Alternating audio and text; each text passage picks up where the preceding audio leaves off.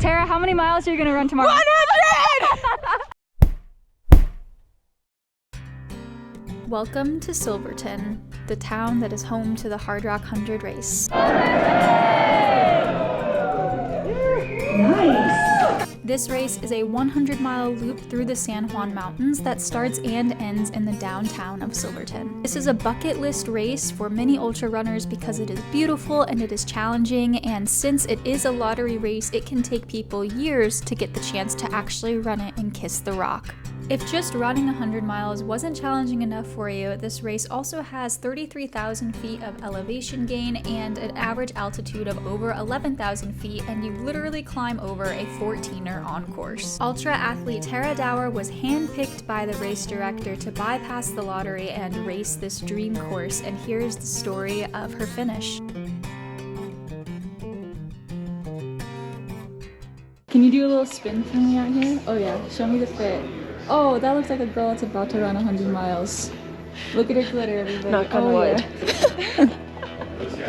It's currently 4:07 a.m.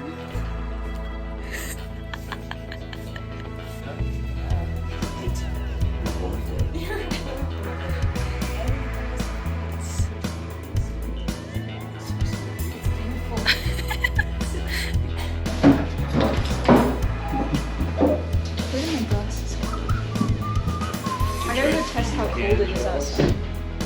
Wow. They're all still kind of disgusting.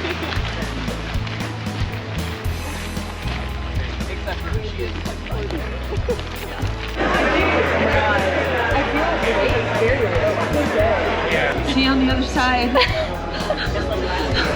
Knock on wood. Yep. Yeah.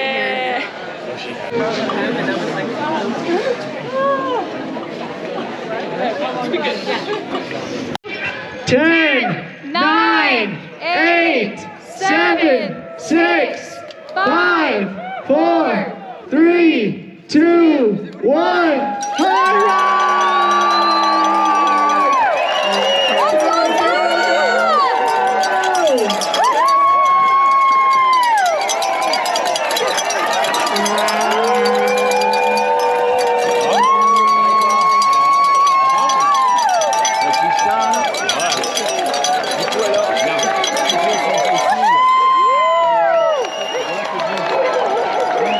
The runners are off, and we are going to crew Tara at the first crew accessible aid station, which is Chapman, 18 miles in.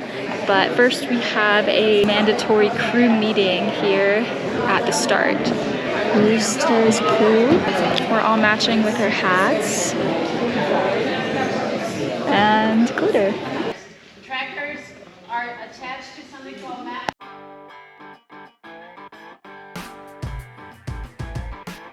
We're on our way to the first aid station. We've got Lady, she's giving me a side eye. Reese, JP, Michael. A trailer like covered up? Yeah, what is that?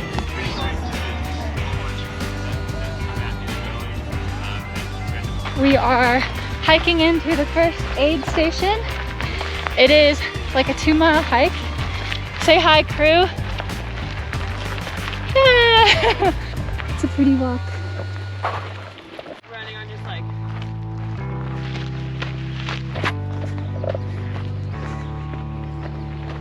It's pretty. I'm glad it was shaded like the whole way up. I feel like I can finally breathe up here. We're almost there. Good job! That was Ludo, first place overall right now.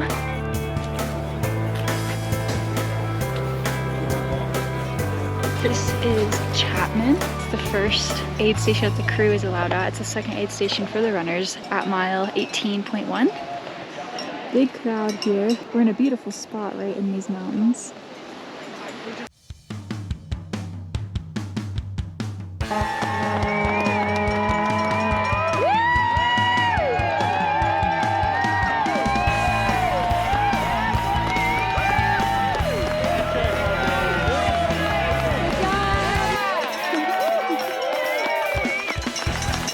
Good job, Katarina! Let's go, Tara! Woo! Right here, Tara, right Yes. Yeah, we'll get you some. All right. This was a very typical crew stop for us. All of us have an assigned job when Tara comes in. So Tara really wanted someone to record for her YouTube channel and my YouTube channel. So that was my job. Then we have people switching out her bottles, refilling her vests, putting ice down her shirt and her sleeves, putting sunscreen on. Okay. Do you want watermelon? You good? Gonna fall out. Yeah. Sure, go, Tara. Yeah, slow down if you need it. Our biggest concern as the crew at this point was the heat. It was very hot, very exposed where they were climbing, and it would be for the rest of the day. So our goal was to have her get down as much liquids and as much food as possible while she was stopped. You want a donut or some cookies? No?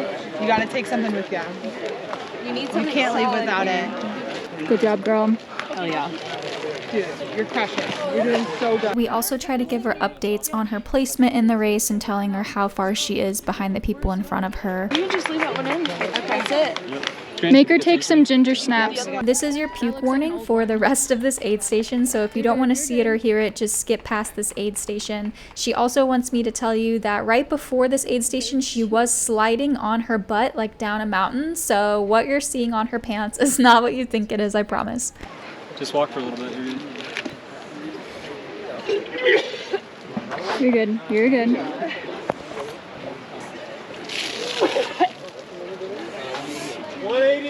Going out. Get it all out here. How do you have that much in you, girl? You need to take her hat off.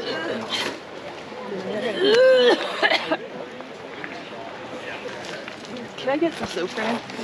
She was at that first stop for like 3 minutes. Absolutely yacked up everything that was in her stomach. But hopefully her tummy feels a little bit better. She's looking rough. She looked like she was exhausted from the heat. It's really hot out here and they're pretty exposed. So we gave her some ice, got some more liquids in her and sent her on her way. Hopefully she looks better at Telluride.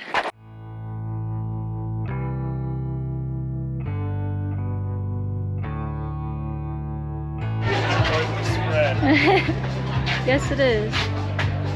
What's your guys' specialty here? Do you have one? Brisket? Oh, yeah! Crew aid station number 2, Telluride. They've got a whole DJ and all kinds of stuff here. This aid station is at mile 27, almost mile 28, and we won't see her again for another 20 miles in Murray. Michael and I started organizing her stuff so that when she gets here, it's all spread out nice and pretty for her. He's up there.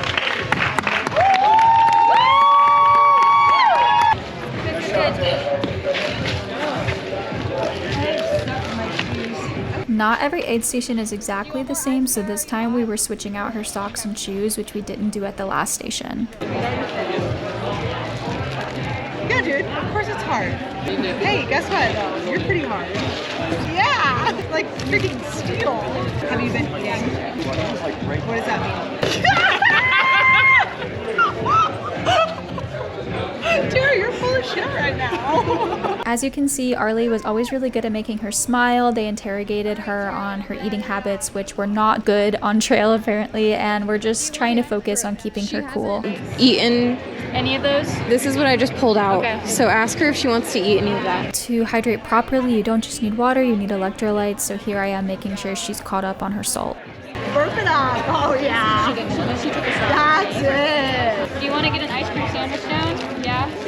It's all mushy. And guess what? You're taking potatoes and you don't have You're doing great, babe. You want another ice cream sandwich? No. Yeah. Too much ice or more? Are you liking it? Yeah, it's fine. It sucks, man. It's so hard to eat. It is. You're right. Doing awesome. Thanks. Yeah, Thanks. Are you still here? Don't walk away. No. These are coming with you. What's that on your knee? Did you fall? That was your one rule.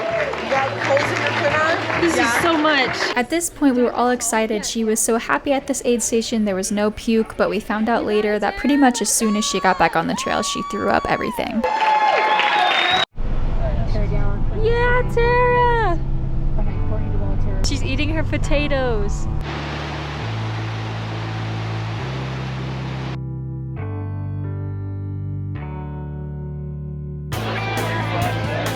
Aid stop 2 is done. We're on to 3, which is in Ouray, Colorado. And we made it to this spot we're gonna wait at until Tara gets here, and then we're gonna head into the park and set up our little aid station. We have a great view of the runners coming into the aid station and we're right down this road.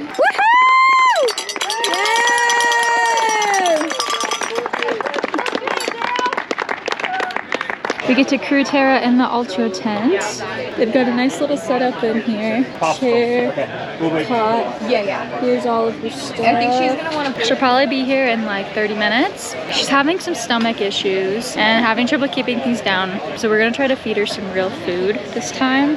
And hopefully we can get her stomach under control. Yeah, Tara! Right here! Do you want to try? Popsicle.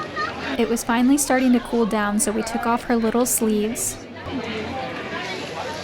I need some water. Yep. Okay. Coke. Like, you want a Coke? What about a ginger beer for your stomach? Excuse me. Tara, don't chug it. We were really trying to settle her stomach here, so we gave her a ginger beer and offered her a large array of food to see if anything sounded good. Looking good, Tara! Okay. Daisy does a good job! This was one of my favorite moments from the race. Arlie was putting biofreeze on Tara's legs and didn't have a towel to wipe them off because they were all wet. So Arlie actually took off their own shirt and dried Tara's legs with their own shirt off of their back. And I just thought this was a really beautiful moment for ultra running. This is just such a team sport. Everybody sacrifices so much for their runners. And I felt really bad here because we made her this turkey avocado tortilla, but her mouth was just so dry that she couldn't chew the tortilla and she was just spitting it all out. When you leave here, you're gonna have like 2 or 3 miles that are kind of like, they're gonna be hot and like on rocks that are still kind of hot. But once you get a little bit higher, you'll be crossing a creek a ton. You'll be able to stay cool the rest of the time. Kyle, who is another ultra athlete, was giving her the tips on this next section. And also, I forgot to mention, this is where she can pick up her first pacer. So Kareth Arnold, who is also an ultra sponsored athlete, will be crewing her until Animus Forks. Yeah, this section is almost all uphill too. It's 8 miles, 4.4 miles or 4,400 feet up. It's like almost 5,000 feet of climbing. Oh, that was a big bird. Again, we were feeling really good at this aid station. She was almost halfway. She didn't puke anything up here, but off camera, right after this, when she got up to leave, she threw up everything just as much as she puked at the first aid station. That did not go well, y'all. I think we're in survival mode at this point. She's still a 4th female overall, but she just cannot keep anything down. She is like projectile vomiting everything that we give her, so I'm really worried about that. Where that guy got DQ'd because they were taking pictures of back there. Stay down then. Oh yeah, totally. Or the other applesauce too.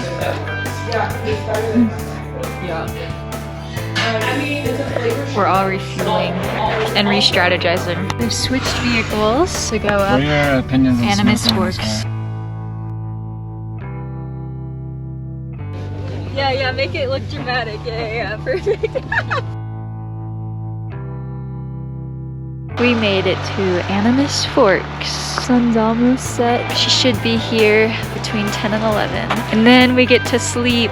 We have no signal out here, so we just found out that she passed through the engineer aid station, which means she won't be here for like another 2 hours. I guess we're just gonna wait in the car till then. Here's what we've got. Some more layers. They're about to go up their 14er. These are the gels that she packed, but she's like throwing everything up, but she said she's liking these right now. So we have a bunch of extras of those. Her bottles, wet wipes, biofreeze, and it is chilly up here. So we have like a quilt ready for her to go, and we're gonna have some hot soup. One of the runners who was in front of her, like 3 people in front of her, so that they passed her down the trail, and she was puking on the side of the trail. She's picking up her second pacer here, Devin, and Devin's gonna pace her for like 30 miles all the way to Maggie Gulch, where she will pick up her 3rd and final pacer to the end. The girls behind her are closing in a little bit, but we've decided not to tell her that unless she asks, because I think at this point she just needs to make it to the finish line since she's not getting any food down. Anyways, that's where we are right now. There's some beautiful stars. I don't know if you can see them up here.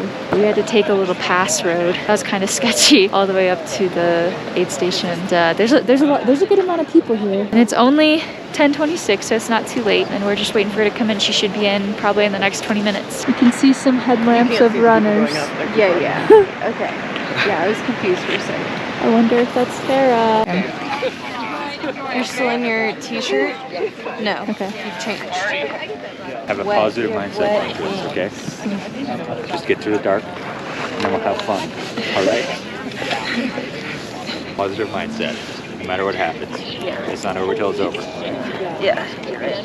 Tara actually likes racing in the dark, so we were just getting her ready for that. We gave her some warm bone broth and stuff to warm her up because it was pretty cold at this aid station. And very soon she would be climbing up and over the 14er on the course, which is Handy's Peak.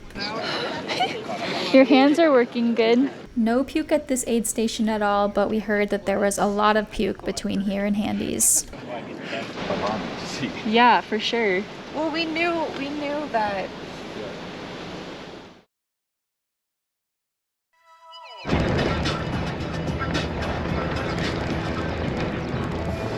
Girl.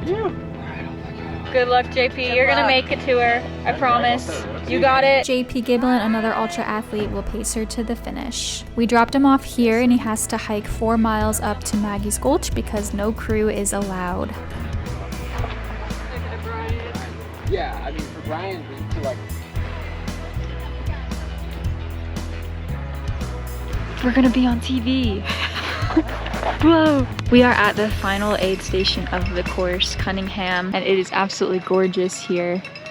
She'll probably be here in a couple hours. I need to update you on what happened last night because I was honestly just so tired when we got back home that I didn't have the energy to talk to the camera. So yesterday Tara arrived in Animas Forks around like 10:50 p.m. She was looking a lot better than she did at the previous aid stations, which was good. And when we fed her some food, she didn't throw it up, which was also good. She had slowed down a bit. We recovered her first pacer, who was Kareth, and sent her off with Devin Yanko, who was pacing her all the way to Maggie. This morning we dropped off her third and final pacer, JP Giblin, at Maggie, and he will be with her all the way to the end. So when she comes through here in Cunningham, we should see her and JP. But yeah, she's definitely gonna make it to the rock. I think she's currently in 7th place for the females right now, but the goal at this point is just to get her to the finish. If she finishes, then she has a better chance of getting back into Hardrock through the lottery system next year. We got some good sleep last night. The crew did. It's always important for your crew to also take care of themselves. We got home probably around midnight and she slowed down a little bit overnight as well, so we got to sleep probably until 7:30. So I got like 6.5 hours of sleep, which is good. I feel rejuvenated this morning. I feel ready to take her to the finish line. I think we've actually gone this whole race with no major catastrophes like on the crew end. We did, you know, all that we could to get her to that finish, and it's gonna pay off. Fruit. Yes. She wants fruit. Fruit? Okay, we got Probably some not watermelon. Okay.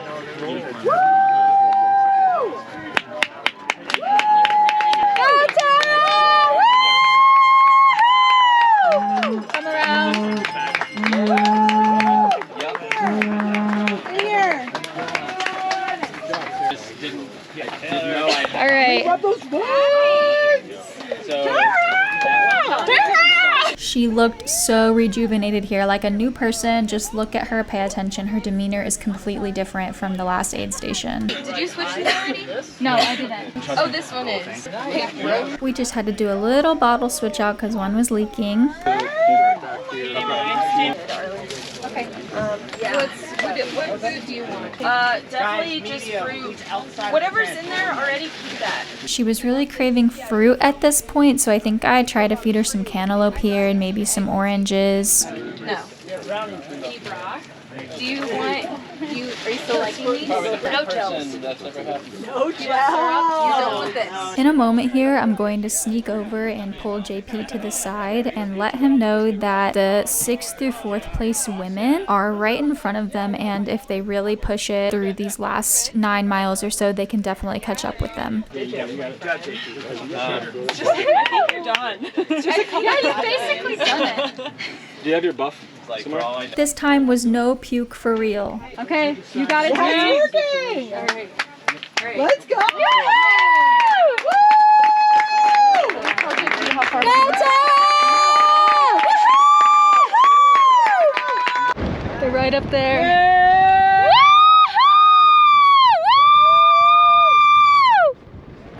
Y'all, she looked so good at that aid station. She had her food and her water and her salt figured out, I think. She was revived. Reese and I agreed that she looks the best that we've ever seen her at mile 90 in a race. So she's just got 9.8 or something short miles to the finish where we will be waiting for her. Go Tara!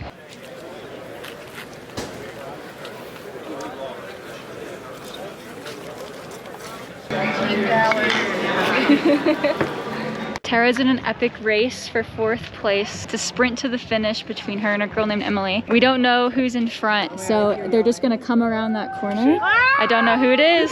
Let's see. Yeah!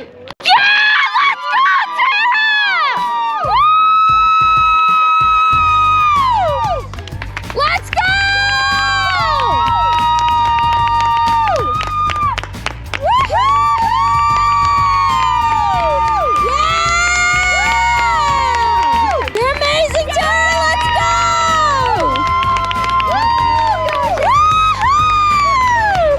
Let's go!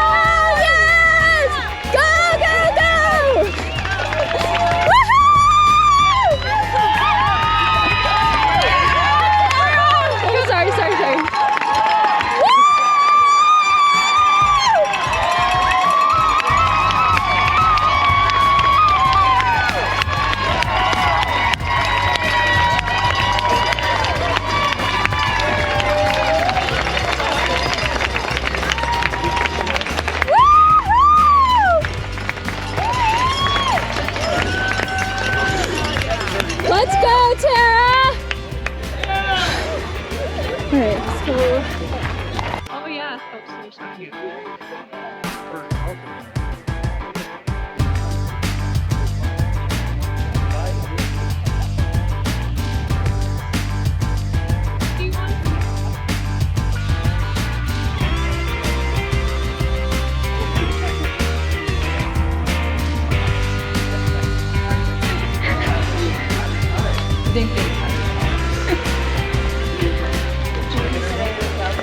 Yeah, but I'm not used to these type of nerves. I think you were there?